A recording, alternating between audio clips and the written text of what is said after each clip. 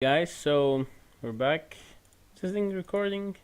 Yes, it is. So today I've added, as you can see, the UI that gets updated. As you can see, the ammo up there starts going down, as well as the seeker one, which has no ammo, and the bomb glove. Same thing happens. So yeah, I added two new guns. The one is called the Scorcher, which is the flamethrower, and the other one's called the Seeker, which like fires missiles that after a split second home into the nearest enemy. So yeah, basic setup as well. So on the Seeker, the setup is pretty standard. For example, the standard fire and this implementation. I will talk about this node right there later. So and then switch on it, max ammo 15, 25. Seeker ammo are from 7 to 4, and Scorcher ammo are from 50 to 100. And so on Scorcher, I've done a couple of new things. So a variable called the shooting and a shoot timer handle. So we've got a try shoot custom event. So basically, and I think we don't even need this part anymore, so you'll just delete that. So we've got a timer that actually runs on the period of 0.3 seconds, and it actually executes the logic of this event right there. So if we've got ammo left, now this happens every 0.4 seconds, remember that, and we just also grab the timer and pause it because we're waiting for the unpause from the event right there. So fire pressed and fire released. So yeah, I add these two as well instead of the simple fire. So on our first person character it looks like that now, and we basically pause it and unpause it. Oh, why does this not look good? Yeah, so that's a pause, timer by handle actually, and basically if the user is holding down the mouse button, the timer is going to be unpaused, and we're going to consume 1 ammo per second, deal some fire damage and update, which I will talk about later as well. So yeah, that's it basically. Now I added a UI class, a widget blueprint, so called Gampley UI.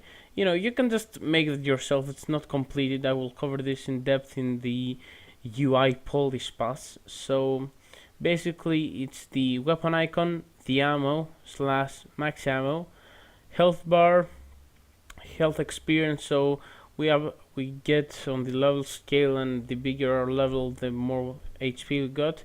Some HP / max HP, and the boss right there. I'm missing the icon. So on the graph, we don't want to grab values every time. So on our construct event, we're just going to grab a first person character, a third person character reference, and for example, we call these events from wherever we want, and we will just update the gun icon. For example, we're going to get the current weapon and set the icon to the weapon icon.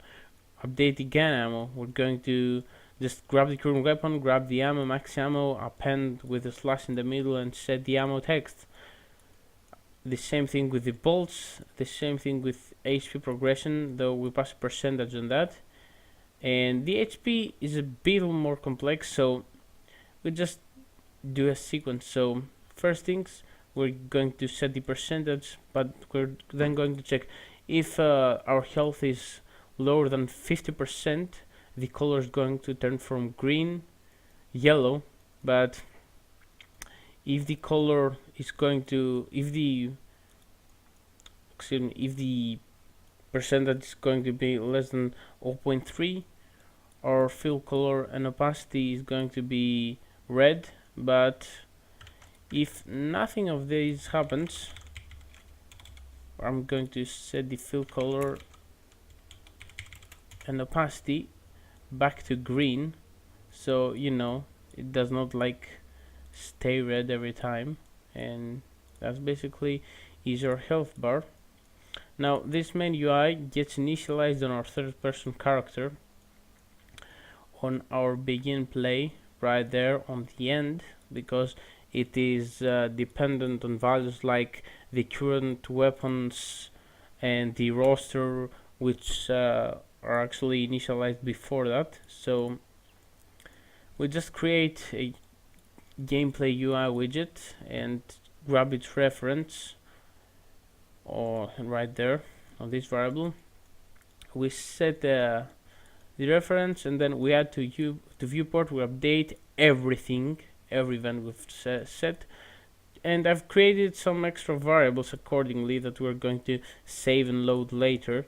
So for example, health XP, our current bolts, max health level, etc, etc. So I've determined that every level is going to be, in order to progress the new level, your XP need to be greater or equal than the current health level times 1,000. So the first level will require 1,000 XP, the second level 2,000, yada yada yada, till we hit a max level, which I will need to probably add right now. You know, this is far from complete. We're going to keep working on that on the next tutorial, so we have a game in the end probably. Now, oh, and on the weapon name to class, I also added the Scorcher and the Seeker. As you can see, I've got this custom event, so that I talked about previously on the bomb glove, for example.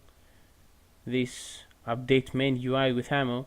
You know, the UI, the main UI I created now, needs a way to know how when it should update the data. So we did this. I did this on the actual weapon super class that we got as a base for everything, and I created a new event. Where is it? Right there. So update main UI with ammo. I cast to third person character with player pawn get. I check if the widget is valid, and then I call update gun ammo.